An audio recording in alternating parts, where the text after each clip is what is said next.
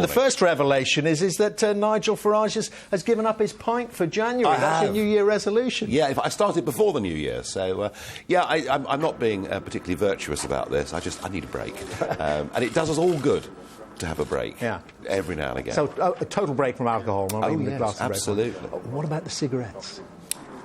Oh, no, I'll think about that later on in the year. OK, one thing at a time. So how do you read the political weather ahead? How do you read the runes? We've got very clear already, haven't we, the offerings from the two biggest parties. It's the economy, of course, from the Conservatives. Don't give the keys back, they say, to the party that crashed the car. And it seems that Labour are running initially, anyway, on the NHS. We've got to save that. How does UKIP get its hearing? Is it you still just going to bang on about immigration? Well, I think there are three big issues that concern the public and will dominate the general election.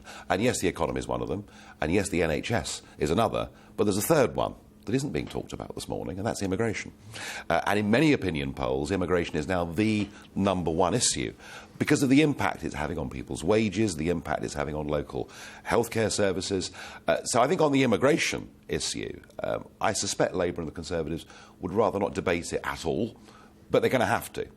And in a sense, that's what UKIP did to British politics in 2014. We forced this issue onto the agenda. I'm struck, though, I mean, looking at what's being said this morning, and given that we've got fixed-term elections, that our politics is becoming very American.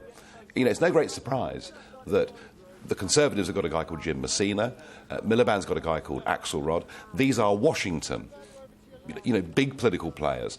And American politics is dominated by negative campaigning. You tell the public how ghastly the other person is, and that makes them vote for you. And we saw a bit of this in the by-election in Rochester, where all sorts of things were said about Mark Reckless. I'm just not sure that in the context of British politics, that style of campaigning actually works. And I sense that the public... I mean, if we're going to have 4 months of this, I think the public are going to get very bored and be looking for something a bit more positive. Well, there's quite a lot flows from that. I mean, because if it becomes more Washington-like, more like the United States, of course, in the end, the smaller parties get squeezed out and it's about one guy against the other. Do you fear that can happen to you? Well, I think British politics, in a sense, has become more presidential over the last 4 or 5 general elections, that we vote far less for whether the man or woman locally is good and for who we think should or should not be the Prime Minister. In America, it is a binary choice. You're absolutely right. But British politics has changed. We've gone beyond that. We've seen, the massive rise of the SNP in Scotland. We've seen Northern Irish politics turned on its head in the last 20 years. And we've seen the rise of UKIP in England and Wales particularly. So, no, actually, I think if people get bored with this binary choice, you may actually see the number of people that vote for the two so-called main parties at its lowest level ever. So what's your tactical thinking then as we head in? We are now already in the election campaign, as we've just been discussing. We hear you're turning the party a bit to the left. You sniff an opportunity amongst those Labour voters, particularly in the north. This left-right thing's a lot of nonsense. It's out of the window. Forget it. It's gone.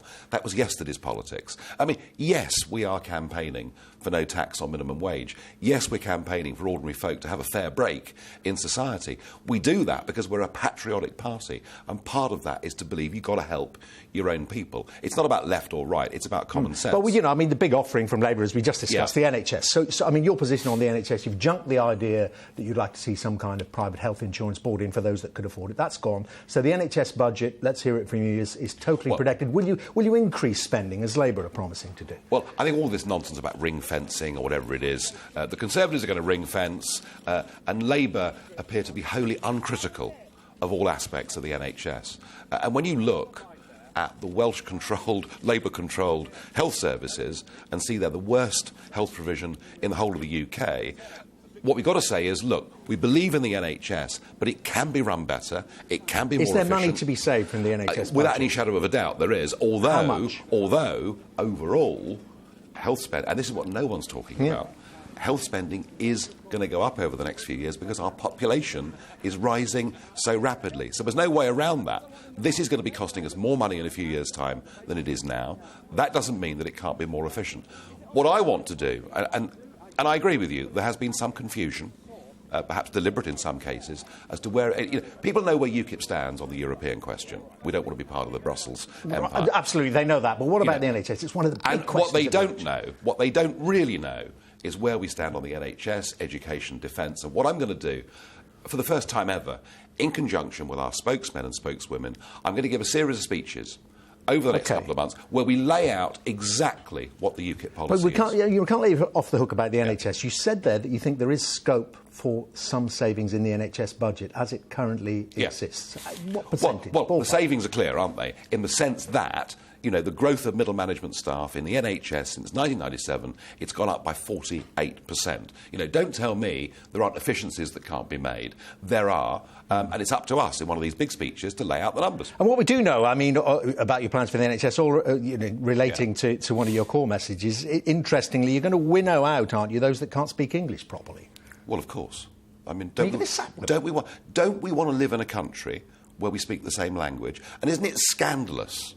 Isn't it scandalous that we're not training enough nurses and doctors in our own country?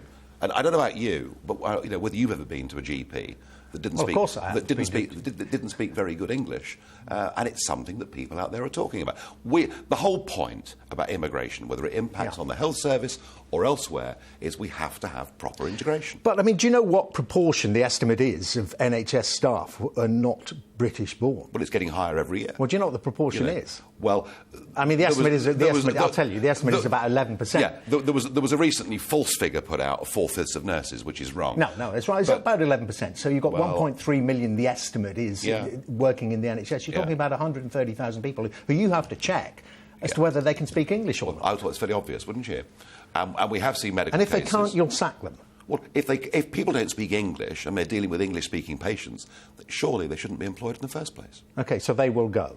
Well, they shouldn't be employed in the first place. All right, I mean, but don't we get back to the real issue? Why are we not training enough nurses and doctors in our own country? OK, fair point. Another point just on the NHS, and you know, this is from what we do know about your plans for it. We will ensure that visitors to the UK have private health insurance as a condition of entry. So you hop on the train in Paris, last-minute business meeting, you come here, you're not born in the UK, you don't have private health insurance, you turn them back at St Pancras. Well, there are about 200 countries in the world where if you or I went to work there, we would not automatically be entitled to free healthcare on their state. We would go with a work permit to work in the country. We would prove we had an address to live at when we got there and prove that we had private medical provision. This is what the whole of the world does, and yet we have allowed the National Health Service to become the International Health Service, and that doesn't make sense. Of course, we don't have to do that when, as things are currently configured, when we go to Paris or Brussels, do we? Because we're the European Union. Yes. You'd have us pulled out of it, so you'd be checking all those Europeans who still come here to work every day. We could quite happily have reciprocal deals with countries with whom it was appropriate. But is it appropriate to have that deal with countries where a trickle of people go and work in those countries and a huge number from their countries come here? It's about being sensible with this. Of course we can have a reciprocal deal with France or with Spain if that suits us to do it. Let's ask you about coalitions or whatever it may be, given what